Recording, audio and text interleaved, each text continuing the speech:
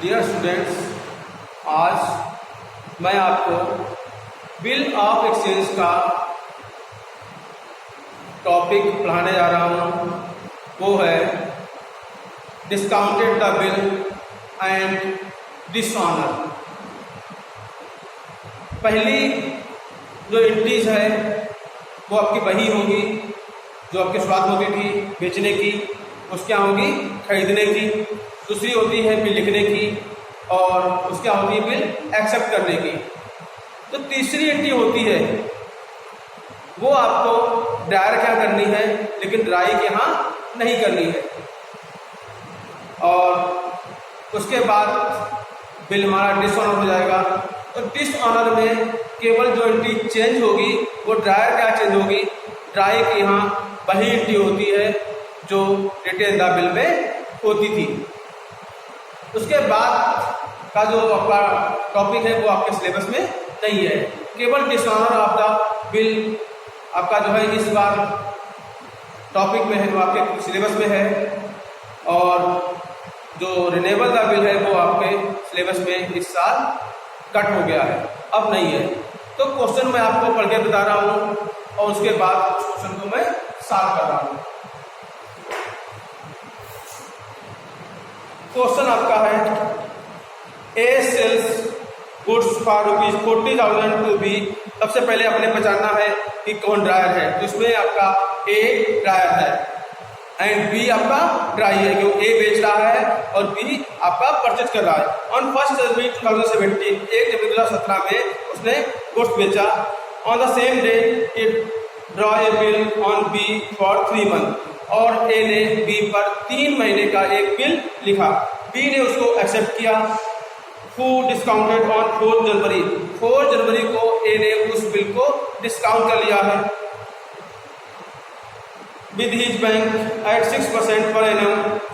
The acceptance is dishonored on the due date. Due date पर क्या हुआ है, बिल हमारा डिसऑनर हो गया है। ठीक, आपके टॉपिक में इतना ही है, लेकिन और उसमें नोटिंग चार्ज भी खर्च हुए हैं 200 रुपीज़। उसके बाद तो सिलेबस हम क्वेश्चन पढ़े दे रहे हैं, लेकिन वो आपके सिलेबस में है नहीं, आपको समझा देंगे फिर भी, क्योंकि नेक्स्ट ईयर जरूर आएगा। On 4 April 2017 be accepted a new bill. जब बिल डिसऑनर हो गया है तो बी ने एक नया बिल एक्सेप्ट किया, जिसको ए ने लिखा हुआ फॉर 3 मंथ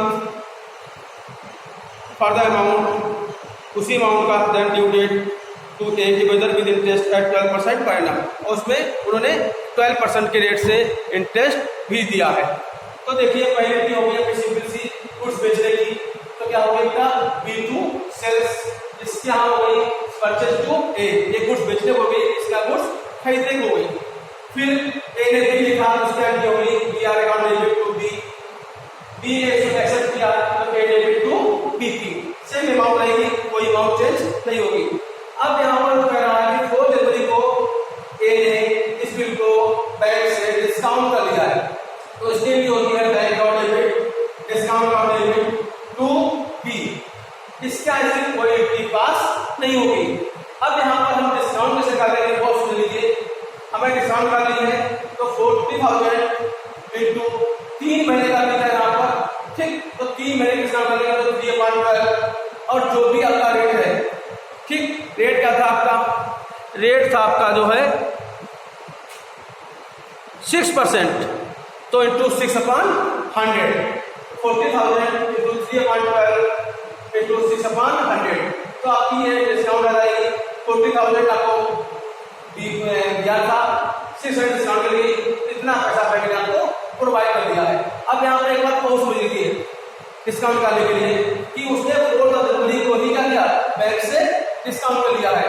अगर यही उसने बिल 4 फरवरी को डिस्काउंट किया होगा तो केवल 2 महीने का हम इंटरेस्ट निकालते हैं। क्यों, जनवरी के टाइम बिल हमारे पास का रहा तो 2 महीने बचे थे, 2 महीने का ही निकालेंगे इंटरेस्ट। और अगर वो अपना मार्च कोर्ट में अगर वो डिस्काउंट करता तो केवल 1 महीने का हम इंटरेस्ट डिस्काउंट निकालते हैं। ठीक, और उसके बाद क्या होगा, बिल हमारा डिस्काउंट हो गया तो डिसऑनर पर ये एंट्री हो गई इसके यहाँ अप्रैल 4 में, क्योंकि ड्यू डेट क्या आई इसकी अप्रैल 4।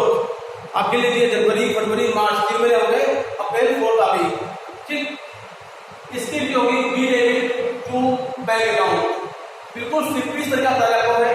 उसमें पहले वाले में टॉपिक में था रिटर्न में बी डेबिट टू बीआर था, इसलिए डी पास कर देना, लेकिन यहाँ पर है बी डेबिट टू बैंक। एक शॉर्टकट बताया आपको है डिसऑनर याद करने के लिए कि हमेशा डिसऑनर में राइट डेबिट होता है, in every case right debit होता है, और टू में आता है कि जिसके पास बिल है वो आ जाता है। जैसे पहले में बीआर था तो बीआर आ गया, दूसरे में बैंक हो जाएगा तो बैंक हो जाएगा, और तीसरे में अगर बिल हमने भेजा सी के पास तो सी हो जाएगा, यानी इंट्रो सी, और चौथे में आपका है बिल सेंट फॉर कलेक्शन था तो बिल सेंट फॉर कलेक्शन हो जाएगा, यानी राइट डेबिट होगा हर कंडीशन में, और नीचे जो भी कंडीशन है उसका नीचे नाम आ जाएगा। पहले में बीआर, दूसरे में बैंक, तीसरे में इंट्रोसी का नाम जो भी है, और चौथे में बिल सेट फॉर कलेक्शन।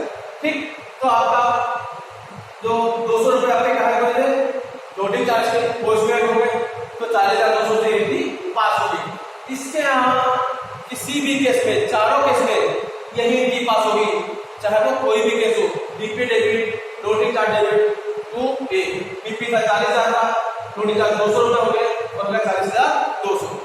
आपके सिलेबस में इतना ही है, लेकिन हम आगे भी आपको सिखा रहे हैं।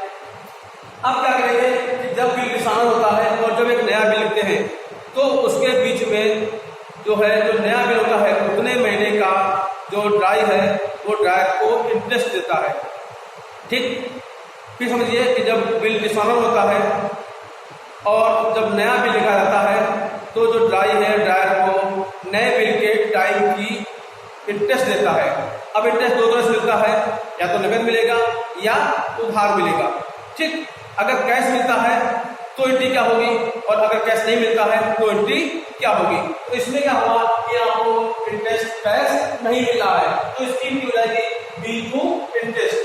बी टू इंटरेस्ट कैसे निकालेंगे हम लोग इंटरेस्ट, तो हमारा 40,200 जो आएगा 40,200 निकालेंगे, ना कि 40,000 लोडिंग चार्ज पर भी हम इंटरेस्ट ले लेंगे। तो 40,200 इंटू आपका जो अगला बिल था 3 महीने का 3/12 इंटू जो भी रेट दिया होगा उस रेट के अकॉर्डिंग क्या करेंगे, इसमें जो रेट दिया था वो है 12%, तो 12/100 जिसे लगे 40,200 इंटू जो अगला बिल है नया बिल है वो 3 महीने का 3/12 इंटू 12/100 इस निकालेंगे तो आपका ये इंटरेस्ट आ जाएगा। तो इसकी एंट्री होगी बी टू इंटरेस्ट, अगर नकद मिला होगा तो यहाँ होगा कैश टू इंटरेस्ट, दोनों का है बी टू इंटरेस्ट या कैश टू इंटरेस्ट, और इसका उल्टा हो जाएगा इंटरेस्ट टू ए। यह है बिल नाम इंटरेस्ट के अमाउंट नकद ना मिलने पर, और नकद मिला होगा तो होगा बैंक टू या कैश टू ए। क्लियर? उसके बाद नया बिल लिखेंगे तो वही जाएगी बीआर टू बी हो जाएगा ए टू बीपी। अब इसमें नकद नहीं मिला था तो इस अमाउंट को भी इसमें क्या करेंगे, ऐड कर देंगे। ठीक, 40,200 प्लस 1200 से ये जोड़ कर देंगे तो आपका इतना आएगा, इससे नया बिल लिख लेंगे। लेकिन अगर यहाँ पर इंटरेस्ट नकद मिल गया होगा तो फिर इसी अमाउंट से एक नया बिल लिख लेते हैं, और यहाँ हो जाएगा ए टू बीपी, यानी बिल हमने एक्सेप्ट कर लिया। क्लियर? तो ये टॉपिक जो 2 लाइन एंट्री है लास्ट की वो अभी इस साल आपके सिलेबस में नहीं है।